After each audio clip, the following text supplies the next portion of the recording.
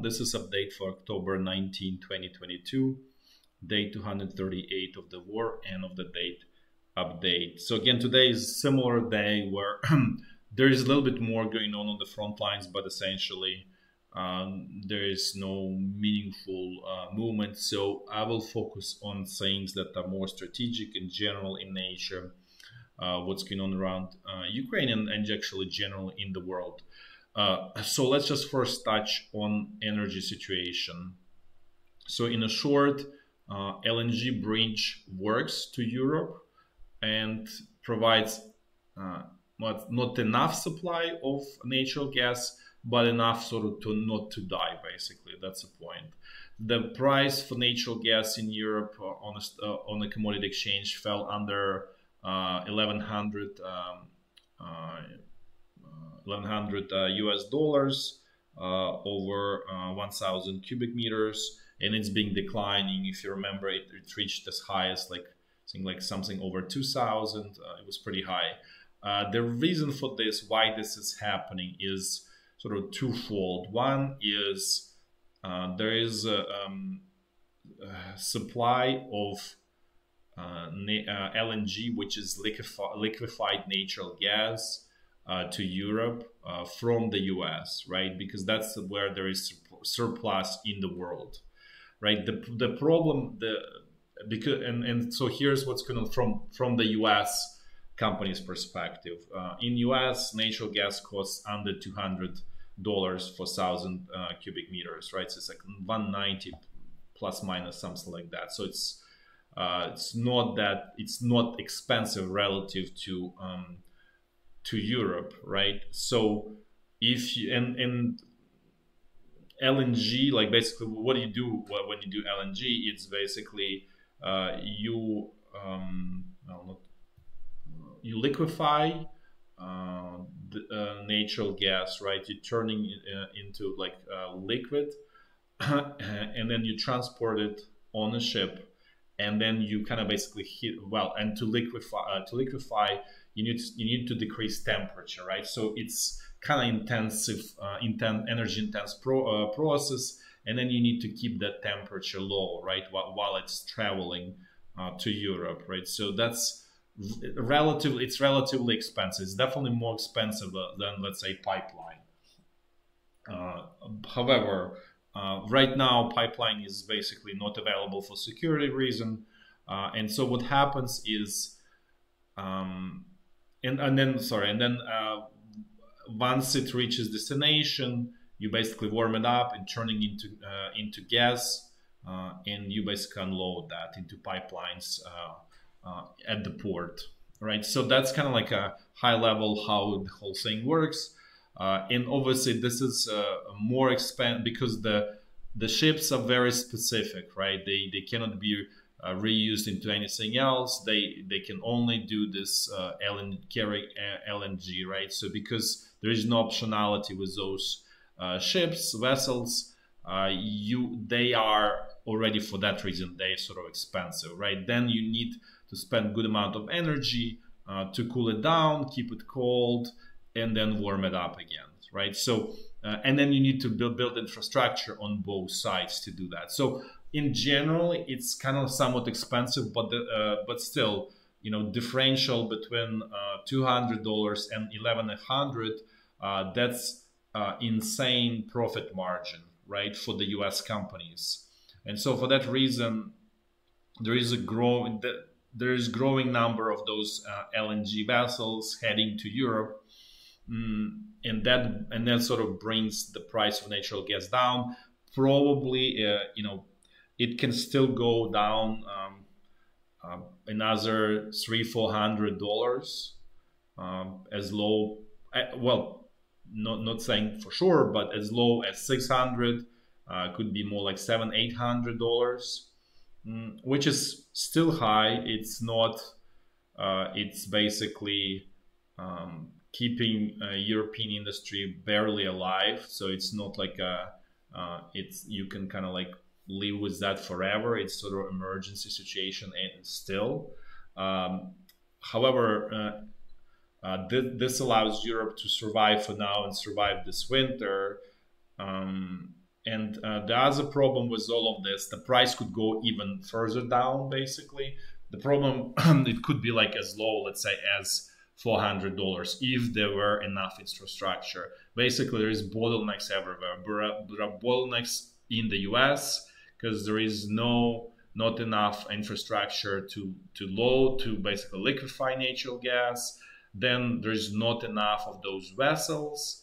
And then there's not enough of regasification, basically what it means, warming up that cold LNG and turning into gas in Europe, right? So this bottleneck in all of these three main areas, and that what still keeps the prices of natural gas in Europe pretty high. But still, they will go down as more ships are coming through, and then another part of this equation is demand in Europe also going down, just simply because unfortunately a lot of industry just stopped. I wouldn't say died, but the industrial facilities were idle, right? As we discussed this before, probably like what in July I was mentioning different companies that were basically idle because of the high energy costs. So again, I'm not saying anything that this is all wonderful, great, and you can live this way, but there is at least some kind of little positive out of all of this situation, and positive in terms of it's not gonna get much worse. That's what the positive is. So that's a situation with the energy. Now let's switch to the politics and sort of politics of Ukraine support in the West. And here we see big clouds on the horizon starting to kind of brew up for Ukraine. The sort of two main supporters, right, are UK and the US, right, and then Europe, the continental Europe. Not well. Some of it is there is strong support from countries such as Poland, Lithuania, Latvia, Estonia, but they are economically small. You basically that's just simply not enough. The rest of it is Germany is kind of like not sort of non-committal, let's put this way, in diplomatic way. The Italy, there was some help, but it looks like new political powers that came. They are short. They basically don't get offended, but they are in the pocket of the Russian KGB or Russian leadership. Let's put this way. That's just reality with what's going on there. There is potential for that happening, not right now in Germany, because there is a lot of economic problems, right? And all of this is stemming from bad energy policies in the first place that were enacted in Europe, right, over past whatever number of years, right, where the basically conventional energy producers were killed, and that's a result. All of this policies basically unraveling in front of our eyes, and they basically the industrial production in Europe is basically collateral damage of those terrible economic policies that were carried out in Europe, and so that's kind of like continental Europe, right? Then let's go to UK. There is definitely huge economic problems there.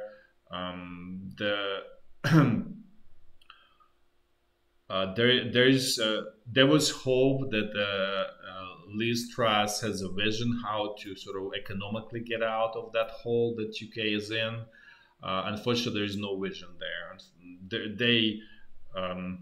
Because the essence of what the UK needs to do is one is to basically decrease taxes, make everything is more competitive, and decrease regulations at the same time. So you increase supply of everything, right?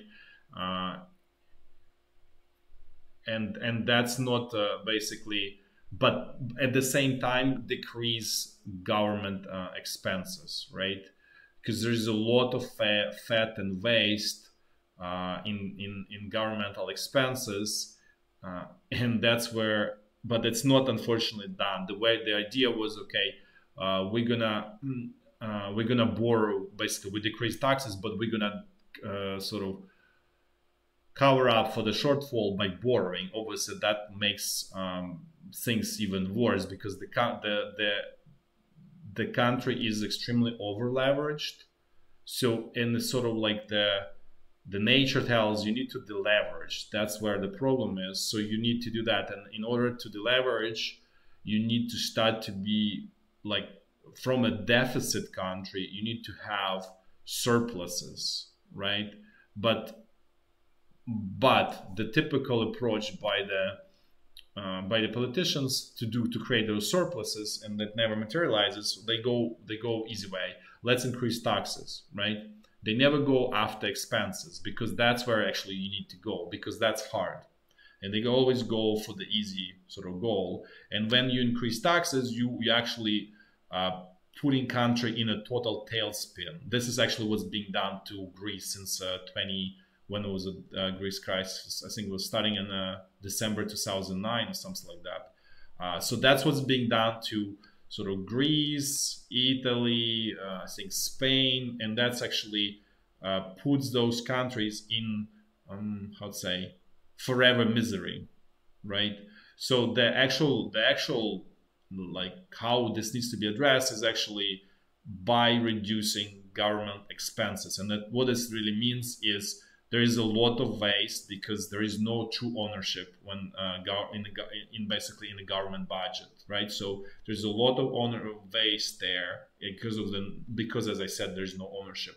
So the only way to address it is actually reduce those expenses, right? And in that way, and not increase taxes at sort of at minimum, not increase. But if you really want to do it really like move forward really fast, then you need to decrease taxes as much as you can, and stay and as a society you need to stay profitable, meaning your revenue exceeds your expenses, right? So basically this is like natural sort of like free market economy. That's how it should be functioning. It just tells us how far vast and I guess the entire world deviated from that sort of norm, and sort of nature and life forces us back to that norm, because otherwise society cannot function the way it is going forward.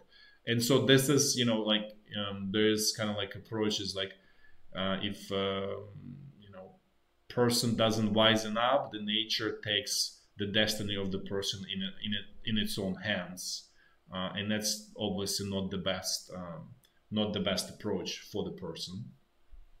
So this is what's going on in the UK. In the US, there is not so much, at least economic problems are not as acute. They're not as visible right now. They will become sort of visible later.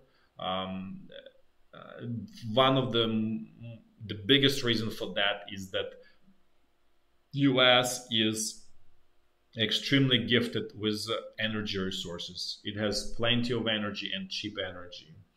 And that's been one of the biggest reasons for the US success as a world power, actually. Not because, anything, people say military or no, it's not. It's about cheap energy and abundance of that cheap energy. And that's why largely the standard of living is much, much higher. This is not the only one, because some people say, well, okay, look at Russia. They have abundance of energy, cheap energy, but the standard of living is pretty bad. Let's put it this way. Yes, there is also cultural component to it. There is no question to it. But without sort of like, let's say if we look at Europe, right, there is a cultural component, but there is no energy. So you obviously, it's not the same.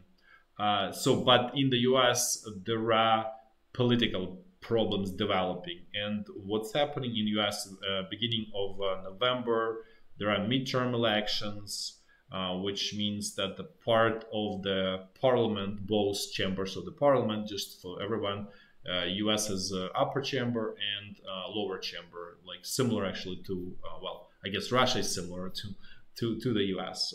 It was basically they mimicked what U.S. has. So and portion of that each chamber is going to be re-elected, and what is expected is that the Republican Party will take control of at least one chamber and potentially two chambers because of the high inflation in the US, which obviously creates dissatisfaction of the voters, and they won't change, right? So this is very simple, straightforward. It's not a rocket science. So most likely, Republican Party will be in charge of the parliament in the US, and what that really means is the part of the Republican Party is strongly opposing helping Ukraine. The logic there is very similar to Elon Musk logic, who actually switched to Republican Party and probably part of this group. That this policy, what they call it Biden's policies, but I don't really know the Biden's policy. It's a policy of the U.S. interest in the world, how to keep the position status quo of the U.S. in the world. That's really what it is. But unfortunately, this group in the Republican Party does not really understand that. They very myopic. The idea is like, okay, we don't want to spend anything, as if this is going to solve economic problems of the U.S., which is the amount of help is basically peanuts relative to the economic problems, and the source of the economic problems totally not obviously helped to Ukraine. But nevertheless, this small group is strongly opposing. They were vocal, and the future leader, probably future, I wouldn't say for sure future, but potentially future leader of Republicans in the lower chamber, his name is Kevin McCarthy, spoke today, and he said that most likely they will stop helping Ukraine. He's obviously not representing majority of the Republican Party, but it's a very strong and vocal and very well organized minority, and in many cases, a strong, very well organized minority wins. So that's a big risk there, or at least they can basically create enough problems that this help is not going to be effective or delayed, and so on. He has been criticized by other members of the Republican Party at the same time. But as I said, the strength of this group is that they are very well organized, they have very clear vision, and they are driven, and they want to fight, basically. So we'll see what happens. This new group, this whole new parliament is going to come into power, I think, sometime in, I think, December or January, I don't remember exact. But there is still a window of opportunity for Ukraine to receive more military help in December. Starting then next year, it's all will be big question, basically, at that point. And especially if the economic, when the economic situation in the US will deteriorate because of the high interest rates, because that's what's happening. I mentioned this many times, that Federal Reserve is hiking interest rates in the US very extremely aggressively, probably the most aggressive way since Paul Volcker, which was in early 80s, and that his hikes helped to kill inflation in the US, but they created two consecutive pretty strong recessions in the US as well. So there was quite a bit of pain to kill that inflation. And I'm not saying that current head of the Fed is Paul Volcker, but he tries to mimic, or at least he pretends. There are a lot of conversation that he's going to pivot.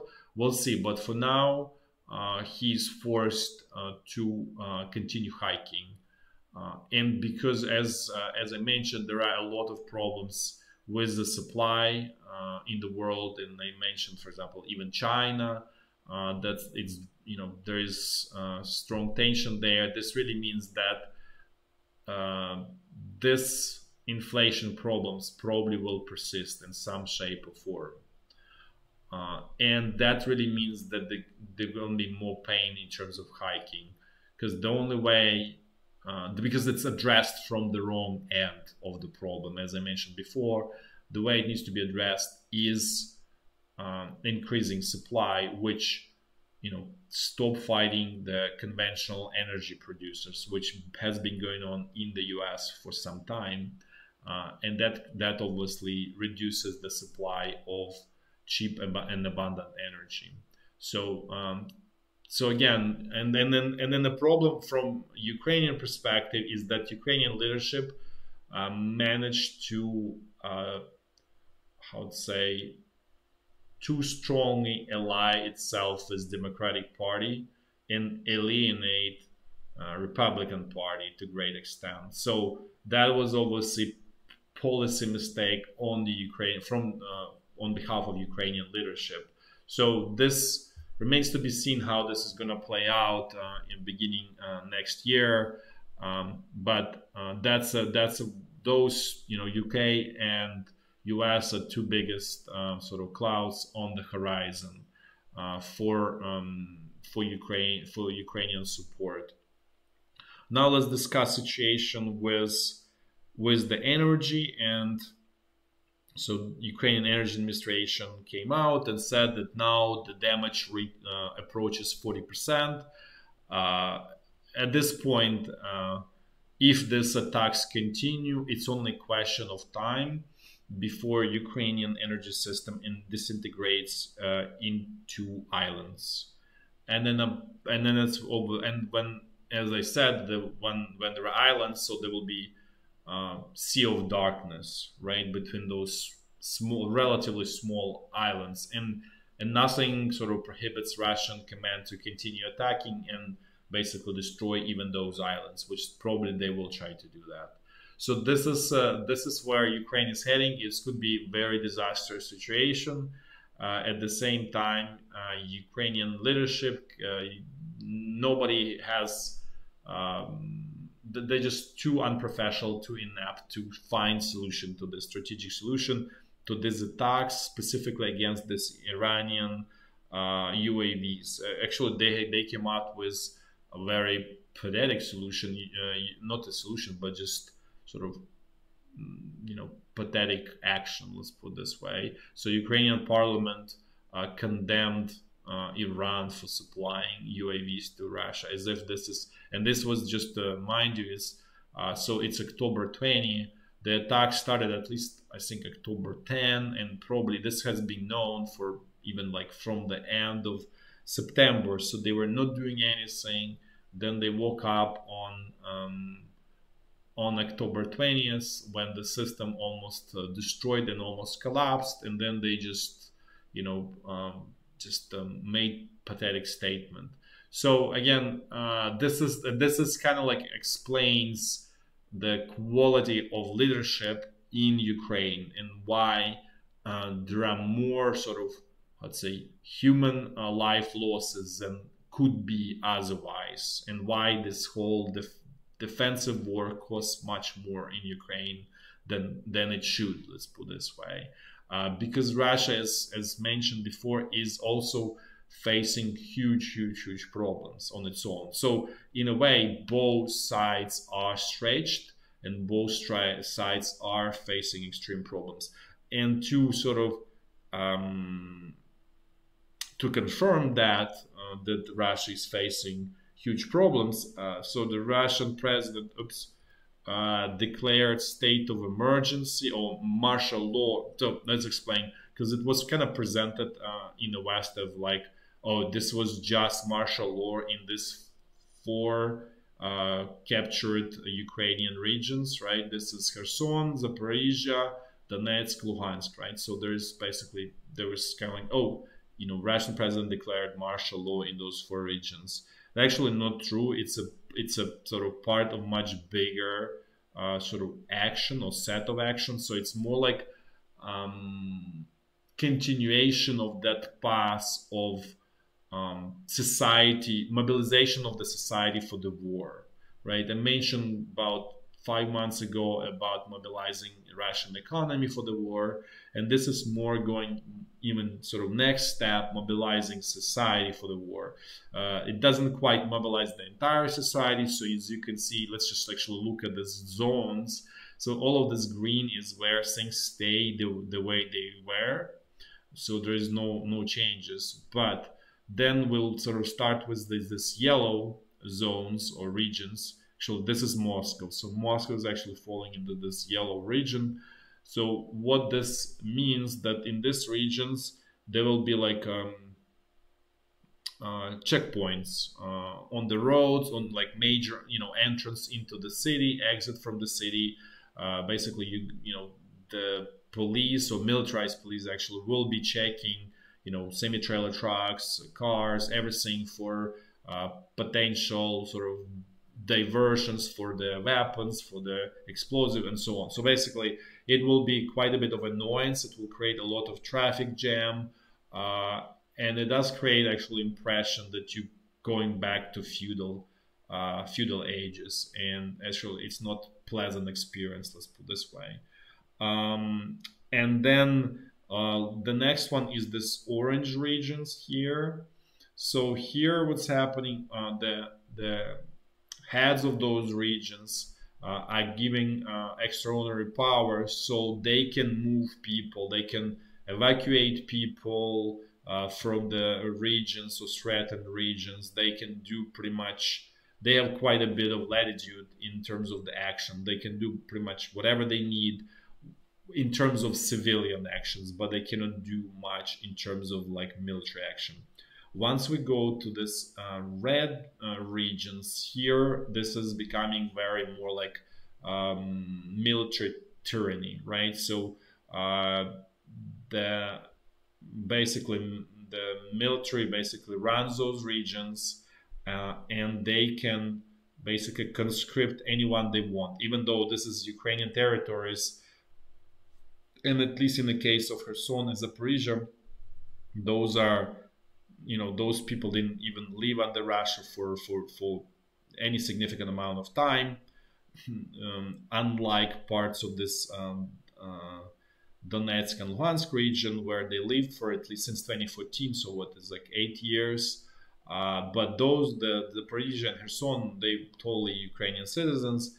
So it's very fresh in the minds of people, and they can be now basically put into Russian army, right? So they find you on the street, you are of right age, they need infantry, you can be pressed into the service.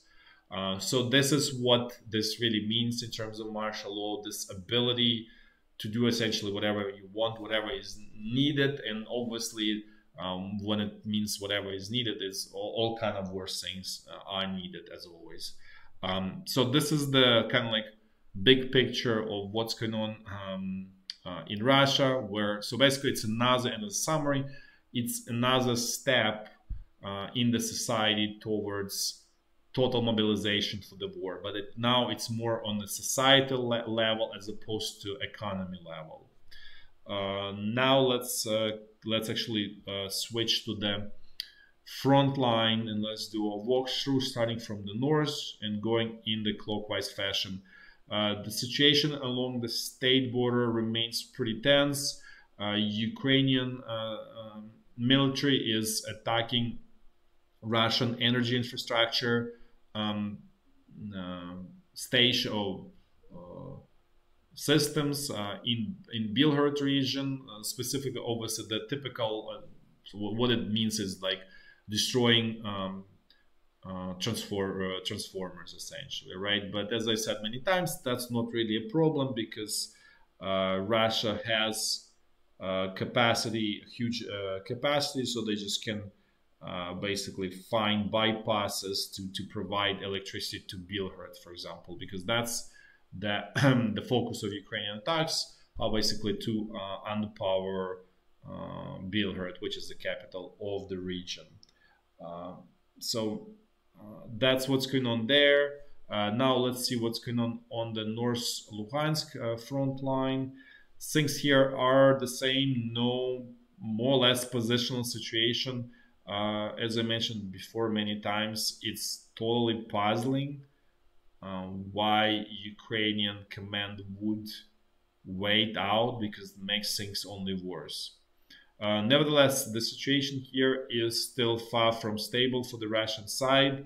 I'll show you why. Basically, Russian military and specifically Wagner group built this so-called Wagner line. And what it is essentially it goes along Siversky Donetsk River, right, and then it starts a little bit around Popasna, basically. So what it does is, what it tells us is that Russian command is completely uncomfortable that they will be able to keep this North Luhansk, and this is eventually will fall into Ukrainian hands, and then that creates opportunity for the flanking strike, which will totally collapse this whole Russian front line here west of Donetsk, and that could be disastrous blow. So for that reason, they built this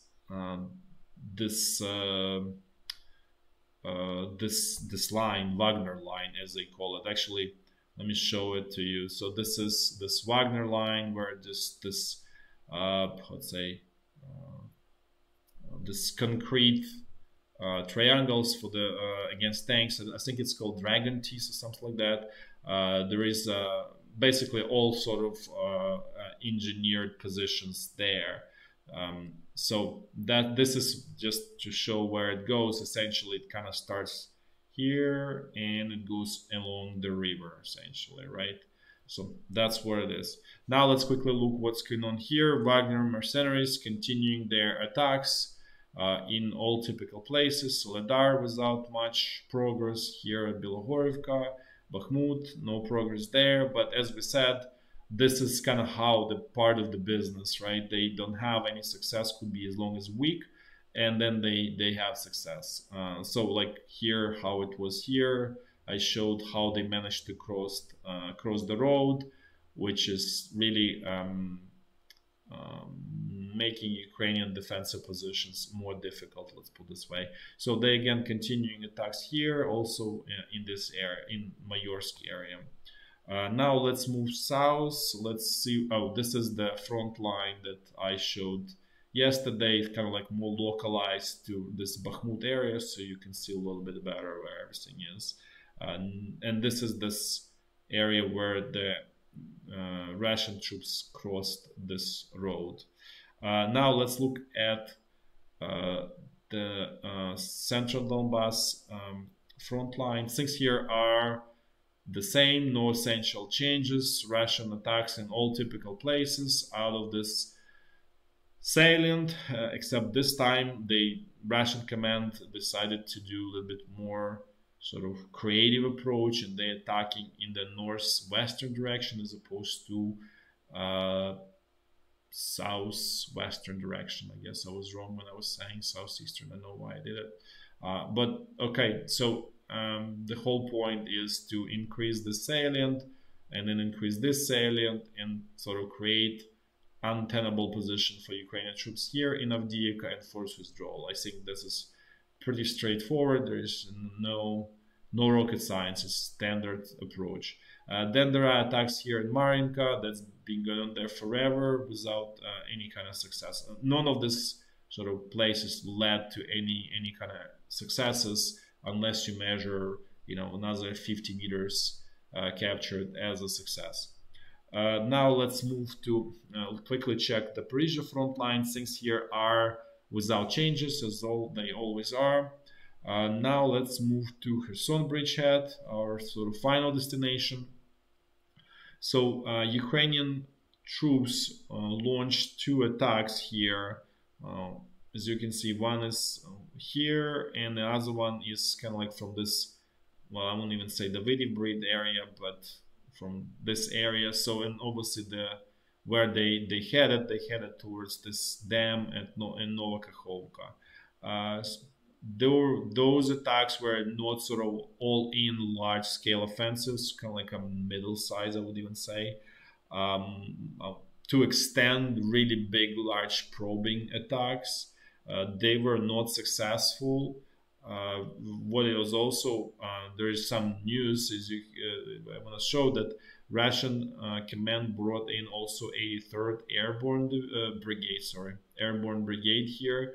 So as you can see, concentration of the Russian troops, even just from the number of units, is extremely high right now here.